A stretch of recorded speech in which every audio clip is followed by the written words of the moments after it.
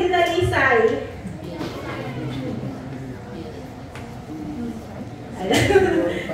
Anong Tagalog ng dinalisay? Dinalisay. Ano ba sa translation ng dinalisay? Sinisiyasat, pinalinis. Very good. Pinalinis, pinurify, pinalisay,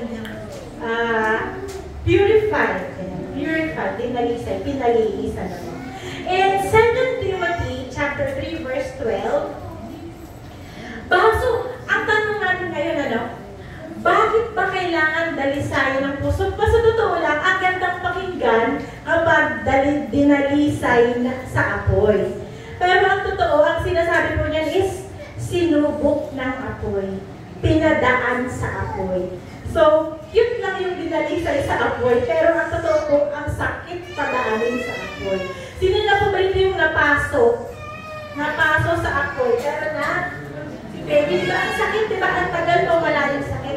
So, bakit tayo kailangan padaanin sa apoy? In 2 Timothy chapter 3 verse 12, gayon din naman, ang lahat ng nagdanais mamuhay ng matuwid bilang tagasunod ni Kristo Jesus ay daranas ng mga pag-uusig.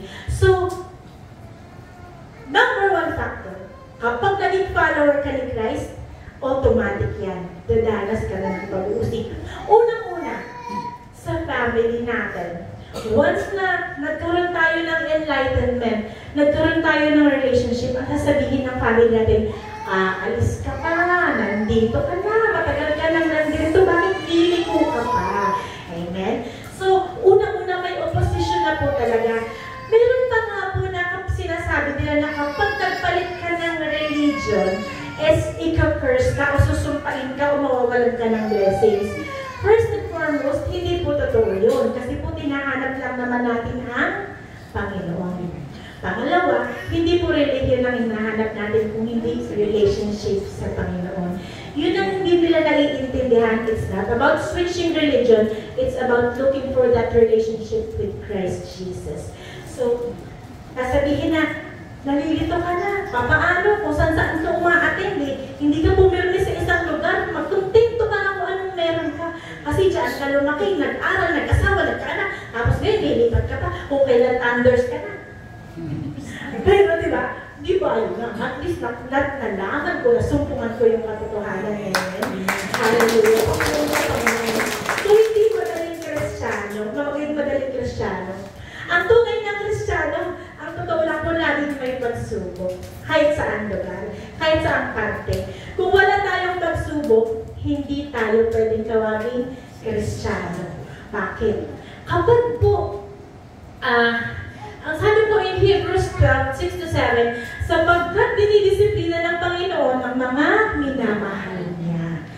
Pinapalo at itinuturing niya ang anak. Amen?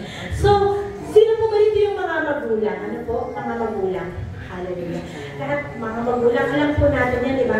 Pwede po ba na kapag may nag-away na yung anak mo may inaway, pupunta ka to the rescue, tapos didisiplinahin mo yung kalaro ng anak mo, ikaw walang lang bata ka, hindi niya lang alam to. Sinabi ko sa'yo, magpapagod ka.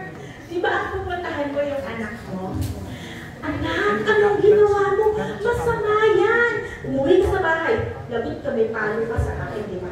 Anak mo yung didisiplinahin mo. Ganun po ba ginagawa natin? O yung kalaro ang dinidisiplina natin? Dinipinot natin yung kalaro, no? So, sino ang gusto mong turuan yung values na magagandang asal? Yung anak natin. Amen? Ganun din po ang Panginoon. Tinuturuan po niya tayo ng magandang asal. Tinatama po niya yung ating mga pag-uugali sa pamamagitan ng pagdidisiplina sa atin. Masakit pong padisiplina. Amen? Masakit pong mapalo, ano po. Hindi talaga madali na madisiplina tayo. Sabi ng Panginoon in James 4:8, draw near to God and He will draw near to you. So, habang tayo po ay sinusubok ng Panginoon, hindi po tayo po pwedeng tatakbo muna sa social media. Hashtag, feeling sad. Hashtag, life is unfair. Hashtag, ako na naman. Hindi po pwedeng yun ang lagi natin tinatakbuhan. Diba? Minsan, pwede naman yung BFF, pwede mo rin takbuhan yan, di po ba? Kapag finance, lalo na nga po kapag sugal o alcohol ang tinakbuhan natin, di ba? Pag pera naman, sino tatakbuhan natin? Bombay! Tatakbuhan pag may kailangan. Pero pag narinig ka na tatakbuhan mo rin, takbo ka po, tatakbo ka balik. Pero dapat po sa lahat ng mga Kristiyano talaga. Minsan kasi nakakalimutan natin unahin talaga si Lord. Amen. Minsan nagiging last resort natin si Lord, di po ba? So, kailangan una ang Panginoon. Ito. Sabi nga po ito, Hebrews 12:11, habang tayo itinutuwid, hindi tayo natutuwa, kundi naghihinagtis. Nakakita na po ba kayo ng dinidisiplina, pinapalong bata, tuwan-tuwa? Nilamugan. O kaya po anak ng Diyos na dumaranas ng pagsubok, sayang-sayat, ligayang-ligayang. Siyempre hindi. Natural naman po ito.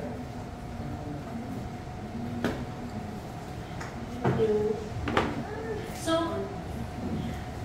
yun pong mga paghihirap natin, yun pong mga affliction natin, ramdam niyo po ba yung sinasabi ko? Baka po kasi kami, hindi niyo pa naramdaman na masubok ng Panginoon. Hindi niyo pa naramdaman na dumaan sa matinding pagsubok na akala mo bibigyan ka na akala mo huling hibla na ng hininga mo, na akala mo wala ka ng lakas na ibibigay. Naranasan niyo na po ba yun? Ito po yung mga panahon na parang wala na talaga. So, naranasan niyo rin po ba yung umiyak ng magdama? Umaga hanggang gabi, magpadatnan ka ulit. Kasi abot-abot yung luha mo, may iniiyak ka sa Panginoon. Pero alam niyo po ba ang sabi ng Panginoon is, in Psalm 34, the Lord is close to the brokenhearted and saves those who are crushed in spirit. The more na nag-uumiyak po tayo sa Panginoon, actually po hindi maganda. Ako po mismo parang nalulungkot po ako sa mensahe na to eh. Pero ito po talaga yung mensahe ni Lord, ayawan ko man po, ano? The Lord is close to the brokenhearted and saves those who are crushed in spirit. The righteous person may have many troubles. Maaaring marami tayong problema. Maaaring sabay-sabay. Maaaring gabi-kabila. But the Lord delivers him from them. Oh, palakpakan natin ang Diyos. Sinabi po ni Lord, dinideliver niya tayo sa lahat ng problema natin. Hindi isa, hindi dalawa, hindi ilan, kung hindi sa lahat. Napakabuti po ng ating Diyos na pinaglilingkuran. Amen. Ang sabi po sa Santiago 2-4, chapter 1-4, mga kapatid, maganap kayo kapag kayo ay dumaranas ng iba't ibang uri ng pagsubok. Iba't ibang uri, madami, hindi lang isa. Amen. Dapat ninyong malaman na nagiging matatag ang inyong sa pamamagitan ng mga pagsubok.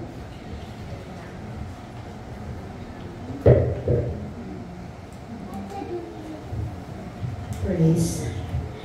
Sa mga pagsubok. At dapat kayong magpakatatag hanggang wakas upang kayo'y maging ganap at walang pagkukulang. So, ang katotohanan po, kapag hindi tayo dadaan sa pagsubok, hindi po tayo, hindi natin mararanasan yung pagiging ganap na Kristiyano. Kasi po sa kadalasan, ang gusto lang natin is yung biyaya ng pagiging Kristiyano. Amen. Pinagpala, malusog, ligtas, pero po yung package niya, paano tatatag yung pananampalataya din, madalas ayaw natin maranasan. Ganun rin po ako, sino po ba naman yung gusto? Kaya lang, parte po talaga yun ng pagmumold sa atin ni Lord. The truth is, kung hindi tayo nakakaranas ng mga pagdidisiplina at paghuhulma, hindi tayo anak ng Diyos. So, maggalak tayo dahil nga po ang anak ay dinidisiplina. Yun ang una natin isipin. Huwag yung, bakit ako? Ako na naman. Labang iba. Ibigay mo na lang sa kapitbahay ko. Mas mabait ako dun eh. Hindi po, di ba? Ikaw yung anak ng Diyos eh. Siguro sinabi mo na yung mami o sa kapitbahay na lang. Pero, ganun po talaga kasi mahirap ng makaranas. Ang sabi po in Matthew 7:30-20, enter by the narrow gate. For wide is the gate, and broad is the way that leads to destruction. And there are many who go in by it. Because narrow is the gate, and difficult is the way which leads to life, and there are few who find it. Sinabi na po ni Lord, maghipot ang daan papunta sa kanyang kaharian. Hindi po talaga madaming nakakasumpong nito. Alam niyo po kapag isinalin natin yung difficult is the way, hard-pressed. Hard-pressed. Binibiga ka talaga. So parang hindi ka lang makikita na talaga nakapasok ka. Talagang parang hinihima yung himla mo bago ka makapasok. So hindi talaga siya madali. Kung iisipin natin ng hayahay, madali lang pumunta sa kaharian ng Diyos, hindi. Meron kaugnay na responsibility. At walang makakarating sa kaluwalhatian ng Diyos kung hindi tayo magiging ganap sa pananampalataya. In Hebrews 12:10, sa loob ng maikling panahon, dinisiplina tayo ng ating mga magulang para sa ating ikabubuti. Gayon din naman, itinutuwid tayo ng Diyos sa ikabubuti natin upang tayo maging banal tulad niya. So there is a purpose. Panoorin po natin ang video na ito. Ano po? Naalala niyo po yung Garden of Gethsemane? Ang ibig sabihin po is olive press. Nung tayo po umattend dito ng Holy Week, pinipiga. Ganito po ang pinagdadaanan ng bawat olive fruit para magkaroon ng olive oil. Tingnan po natin. Okay po? So, alam niyo po ba na ang mundo ay dumaan din sa pagpipiga? Nung nakaraang mga 3 taon, 3-4 na taon, dumaan po ang mundo sa pagpipiga. Actually po, puwersahan ng lockdown, puwersahan ng social distancing, bawal yung ganito dati, kulang na lang ikulong ka kapag nagkaganoon. Forced vaccination, bakit? Hindi ka makapagtrabaho, hindi ka makapag-board exam, hindi ka makasakay ng jeep, hindi ka makapunta sa bangko, hindi ka makakakain sa restaurant, hindi ka makakagawa ng mga bagay na dapat malaya ka nagagawa kung wala kang bakuna, tama? Dumaan ang mundo sa pagigipit, dumaan ang mundo sa pagsubok. Mahirap, but it is nothing compared sa mga parating pa sa mundo.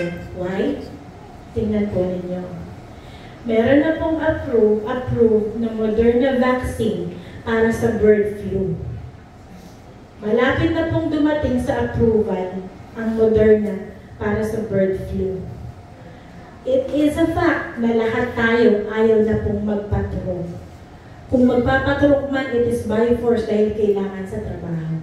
But look at this news article, May 30, lumabas. Meron na po siyang, malapit na pong magkaroon ng approval ang Moderna for bird flu. And guess what happens next?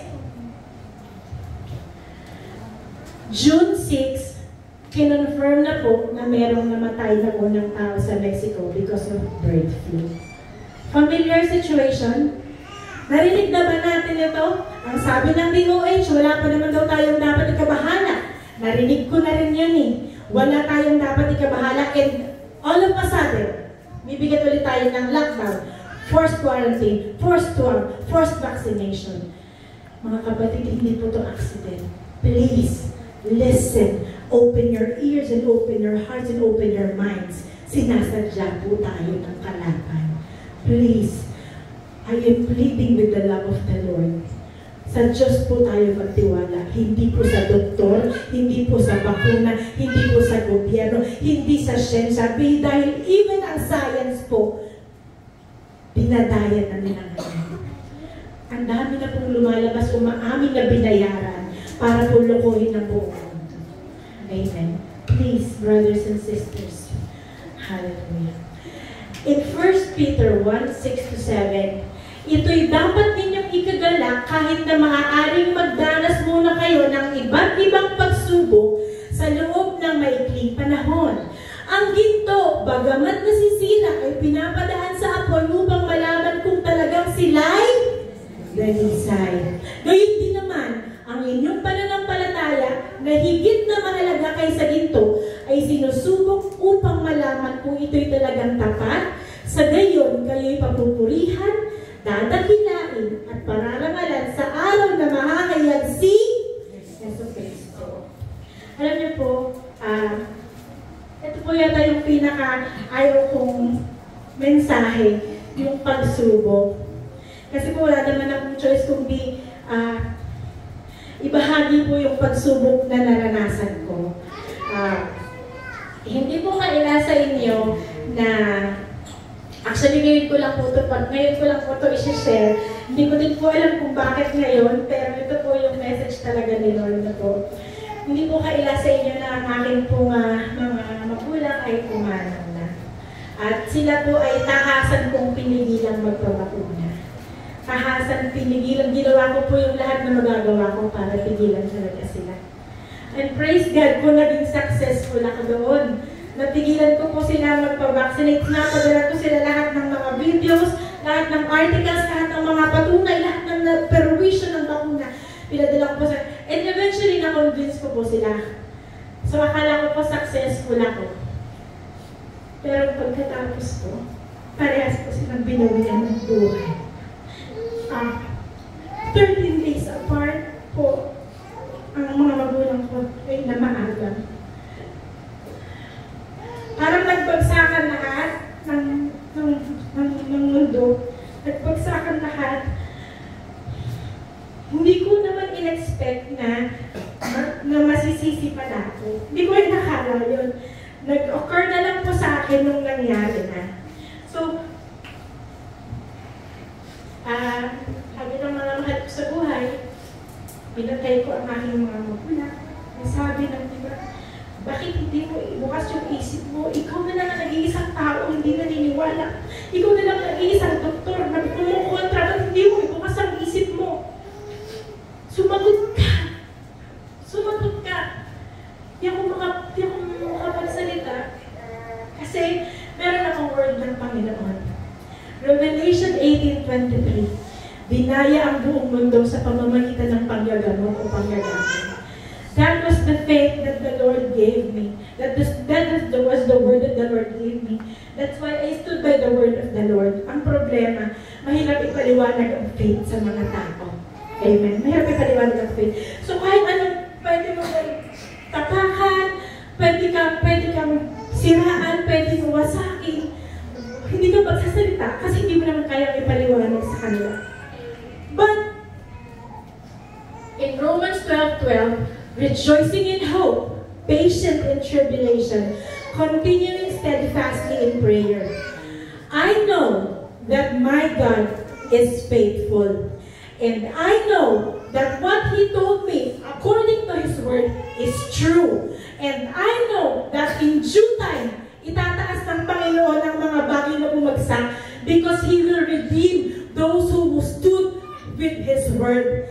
I know, but I just couldn't say it. I was just silent praying. Sabi ng Panginoon, in 2 Chronicles 20:15, and He said, listen, all of you Judah and inhabitants of Jerusalem, and you, King Jehoshaphat, thus says the Lord to you, do not be afraid, nor dismayed, because of this great multitude, for the battle is not yours, but God's. In times of trouble, in times of trials, kailangan mo lang tumahimik sa panalangin sa Panginoon because the Lord will fight your battle. And in due time, He will lift you up and uphold you. Ano man ang nangyari, the Lord can turn the situation around para malaman ang katotohanan. It doesn't matter kung anong iniisip ng tao sa'yo. What matters is kung anong iniisip ng Panginoon sa'yo. Amen? It doesn't matter who we please, kung tao ang mahalaga, ang nape-please natin ang Panginoon. Where is your faith? Where is your faith? Nasaan ang pagtitiwala natin?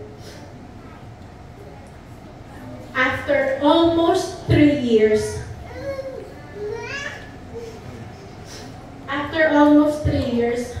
ngayon po lumalabas na yung katotohanan about the vaccine.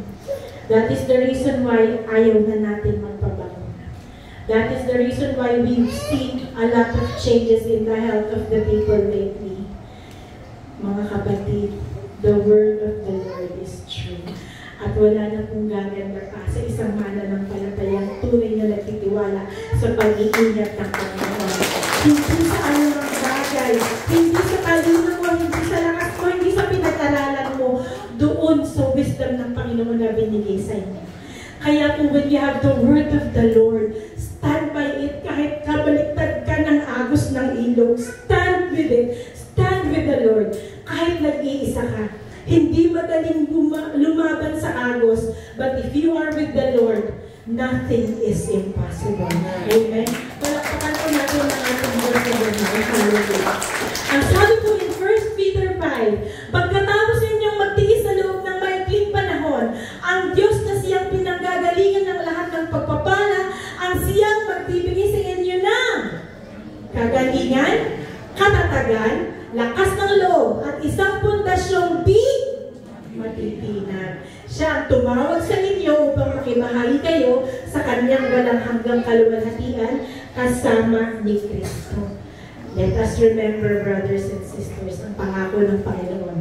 In Deuteronomy 31:8, si Yahweh ang mangunguna sa iyo. Sasamahan ka niya, hindi ka niya bibiguin o pababayaan man, kaya't huwag kang matakot ni panghinaan ng loob.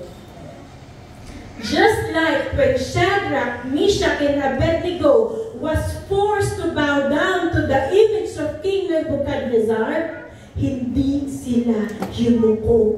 Hindi sila yumuko sa Diyos-Diyosan because they know their God. Ang sabi nila, wala kaming pakialam. Hindi kami yumuko sa Diyos-Diyosan mo. Iligtas man kami o hindi ng Diyos na sinasamba namin, hindi kami yumuko. There was no compromise. Hindi nila sinabing, teka, kapag niligtas kami, hindi kami yumuko. Pag di kami niligtas, yumuko kami. Walang compromise sa pananampalataya kay Lord. Ang sabi nila, iligtas man kami ng Panginoon, hindi man na kami iligtas, hindi pa rin kami yumuko. Dahil kilala namin ang aming Diyos na sinasamba. And when the fiery furnace was heated up 7 times sa normal na init niya, pinataas ang init ng fiery furnace 7 times. Mismo po yung naglalagay ng gagaw ng apoy na sunog, na paso, naglalagay lang sila. And pumasok na po yung tatlong magkakaibigan, and lo and behold, afterwards, sinignan sila ng hari. Tingnan natin kung ano nangyari sa tatlong magkakaibigan. Ang sabi ng hari, bakit tila mayroong isang kasama silang ika-4 na tao? Hindi siya tao, hindi Diyos. Hindi siya tao, kundi parang tagapagligtas. Mga kapatid, ang sabi ng Panginoon, si Yahweh ang mangunguna sa inyo. Sasamahan ka niya. Hindi ka niya bibiguin o pababayaan man. Huwag kang matakot ni panghinaan ng loob. Ano man pong mga panggigipit ang danasin natin sa mga susunod na panahon, because we are getting closer and closer to the day of the Lord, tandaan po natin, it is only Jesus who can save us. Amen. It is only the blood of Jesus that can protect us. Walang ibang may kakayang na gumawa yan, kundi ang Panginoong Jesus lang. Amen. Hallelujah. Papuri sa Diyos. Hallelujah. Kagaya nga po ng sabi ko sa inyo, hindi ko masyadong type ang mensahe na ito kasi malungkot. Malungkot na po. So, sabi ng Panginoon in 1 Corinthians 10:13, walang pagsubok na dumating sa inyo na hindi naranasan ng ibang tao. Huwag lang yan. Huwag mong isipin masyado yan. Lahat naman pala dumanas yan eh. Tapat ang Diyos at hindi niya ipinahintulad na kayo'y subukin ng higit sa inyong makakaya. Sa halip, pagdating ng pagsubok, bibigyan niya kayo ng lakas upang makayanan ito at paraan upang malampasan ito. Hindi po ba napakabuti ng Panginoon ano po? Dahil alam niya kung ano yung kakayanan natin. Yung pagsubok na ibinigay niya, sukat na niya. Ito si anak ko si Leti, ito lang ang alam kong kaya niya. Ito si Jambi, anak ko, ito ang kaya niya. Si Sonia, ito ang kaya niya. At pagdating ng panahon na talaga kung hirap na o parang susuko na, magbibigay rin ng Panginoon ng pamamaraan para malampasan ang pagsubok. Amen? Ganun po kabuti ang Panginoon na napaka-detalyado niya. Alam niyo po ba, very detailed ang Panginoon sa buhay natin. Ikaw po ba naman, kunwari, wala kang payong, bababa ka ng jeep, kumuulan, Lord, pahintuin mo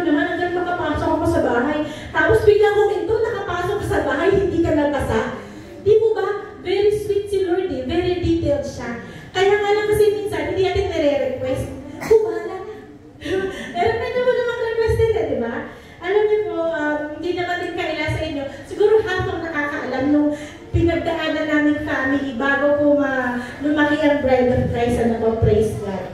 Last November, August and November po, ang akin pong pangalawang anak ay na-admit sa ospital. Comatose po siya noon. Agaw buhay po siya noon. Si Mati po yan, ano po. Nagka-chicken pox po kasi, akalain mo ba naman itong chicken pox na to? Ang lala pala. Bilang doktor, baliwala lang sa akin yung chicken pox eh. Pero po nung nagka-chicken pox po yung anak ko, nakarating po sa utak niya yung virus. Nag-convulsion po siya at halos ikamatay po niya. May Bride of Christ na po noon. That day, nung dinala kami sa ospital, nag-usap kami mag-asawa, tuloy ang church bukas, ano man ang mangyari. Pero hindi pa namin alam kung anong mangyayari. Pero alam na bilang nanay, bilang doktor, may thinking na, baka ako anong ang mangyari, baka mawalan ako ng anak ha. Nandun na yun eh, hindi mo naman maiaalis, hindi po ba? Hindi nga magaling tumaan sa pagsubok o ano na kung maisip mo. So, ang nangyari pa, meron kaming isang pasyente sa ospital. After 2 weeks, nahawa po lahat. Panganay, pangatlo, pang-apat, pati asawa. Nahawa silang lahat, ano po. Akala ko, mabigat na yung problema. Nasa ospital yung isang anak ko, nag-aagaw buhay. Hindi pa pala. Pwede pa lang iba't ibang uri. So, sige, okay. Si Lord nandyan, kayo babayaan. Dumating po yung 3 linggo, nagkasakit ako. Ako nilang po yung isang up and about sa amin. Nagkasakit ako. Ang kailangan puntahan si Mati, kailangan alagaan ng mga nasa bahay, kailangan din magtrabaho kasi po ang laki ng hospital bill. Okay na din po siguro kasi kaya naman, pwede naman, kahit may lagdag ka, kahit mas mapakiramdam mo, pwede ka naman magtrabaho eh. Pero po yung emotional torture, emotional burden na ano bang nangyayari sa anak ko sa ospital. Yung emotional burden na paano pag ang isa sa anak ko, ang asawa ko, nagkaganon din kagaya ni Mati, pumasok rin sa ospital. Paano gagawin? Paano na? Sabi ko, Lord, malapit na akong lumapaypay. Pamupunta na lang ako sa clinic, feeling ko, inaakit na lang ako nila pupunta sa clinic. Kasi ang taas ng lagnat ko, ang sama ng pakiramdam ko, but we had to move on. Clearly, we were under trial. Nako. So, it was the longest 3 weeks of my life, 21 days. Hindi madali 21 days, kaso 3 days, okay lang po yan. Ano? So, when it seemed too long for me, sabi ko, Lord, parang hindi ko na po kaya. Bakit? Yung time na si RD, nakita ko po, para po siyang nag-twitch, para siya nagko-convulsion. Parang gusto niyang magaya kay Mati. Sabi ko, Lord, hindi ko na ito kaya. Sabi ko, hindi ko nakakayanan na makita yung isang anak ko na magkaganon. Sabi ko, wala na akong lakas, wala na akong lakas. And right about that time, tumigil po ang lahat tayo makita ng Panginoon. Hindi mo na rin talaga kaya.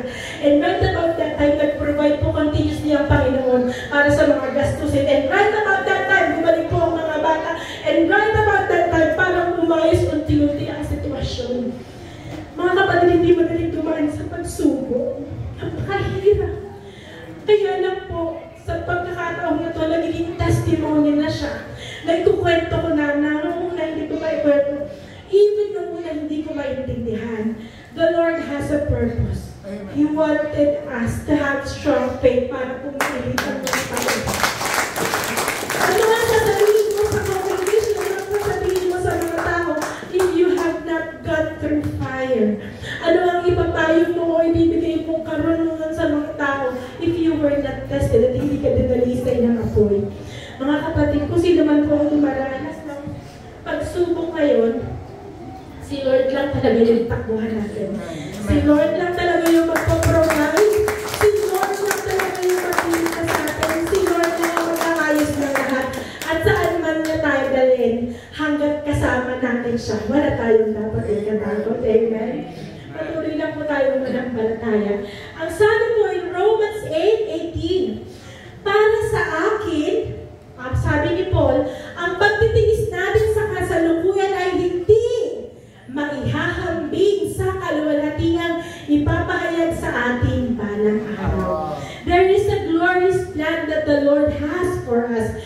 In James 1:12, pinagpala ang taong nananatiling tapat sa kabila ng mga sapagkat matapos niyang malampasan ang pagsubok ay tatanggap siya ng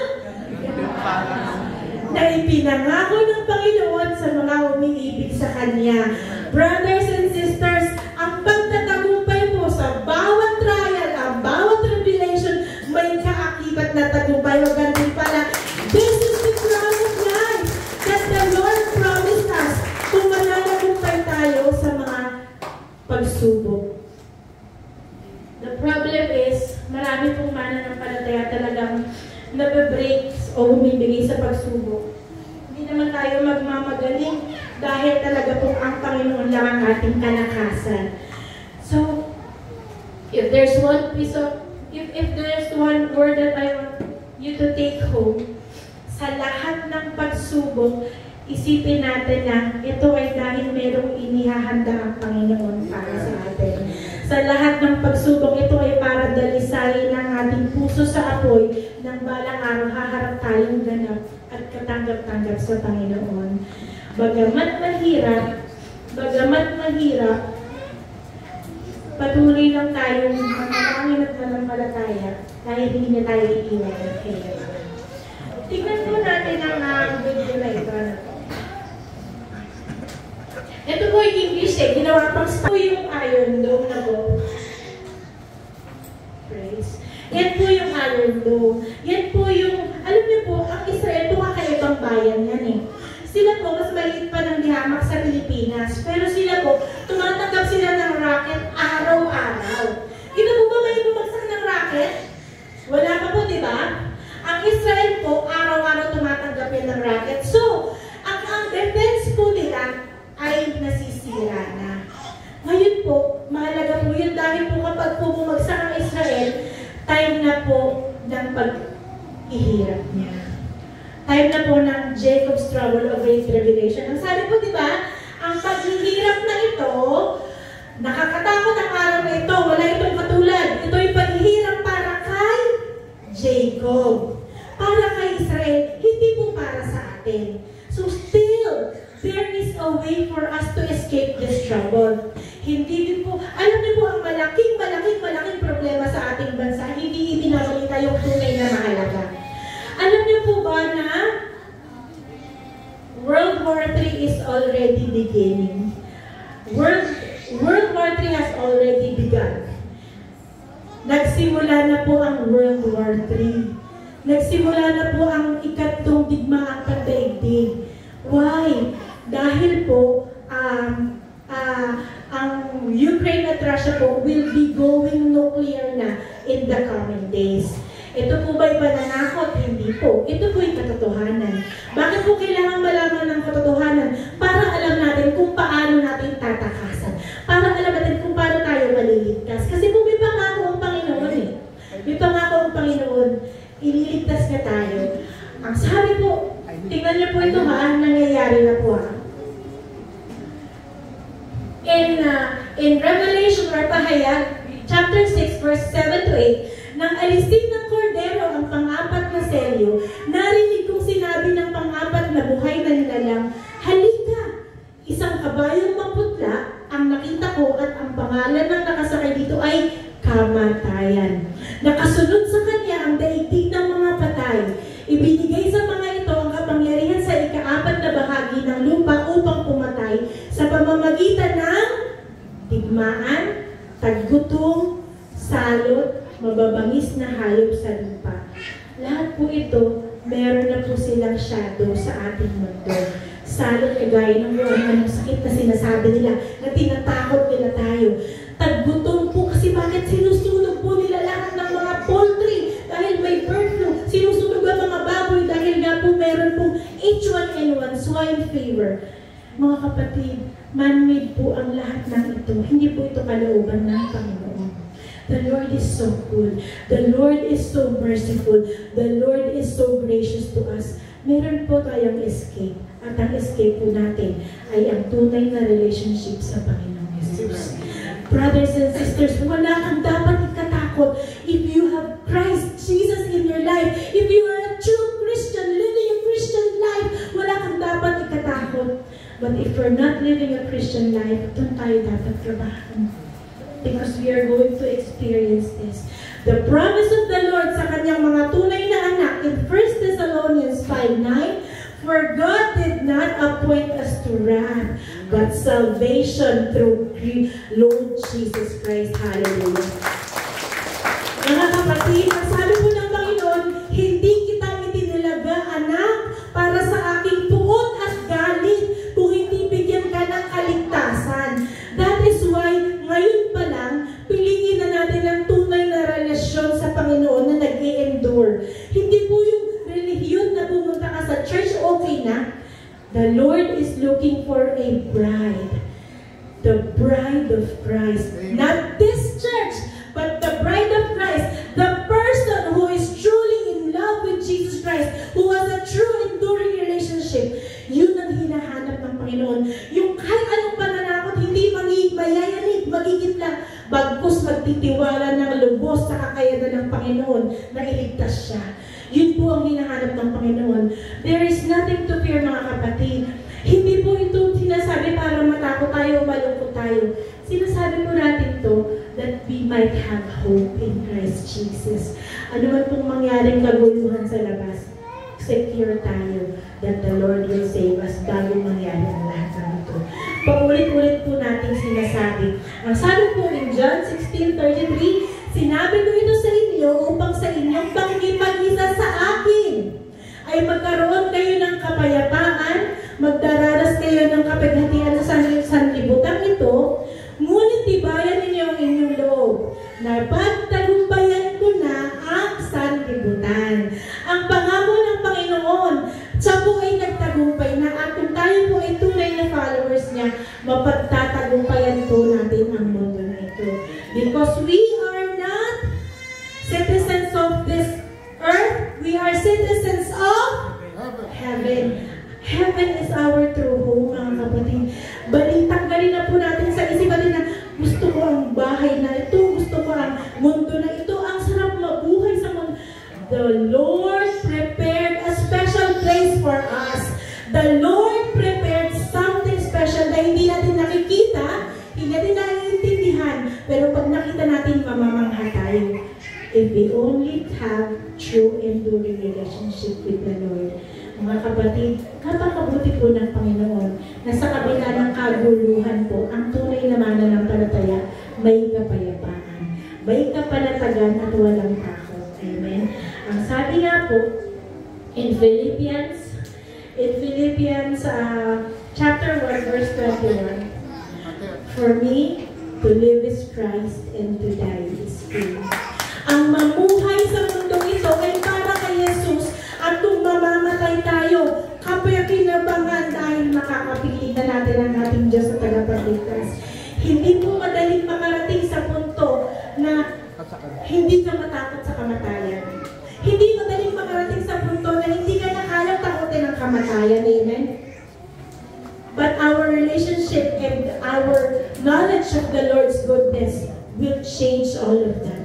Kung alam natin na hindi natatapos ang buhay sa mundo ito, na may langit na naghahantay kung saan walang paghihirap, walang pagkakasakit, walang pighati o namang walang sama ng loob, yun ang ipinrepair ng ating Panginoon para sa atin. Hallelujah. Tayo po lahat ay tumayo as the singing song.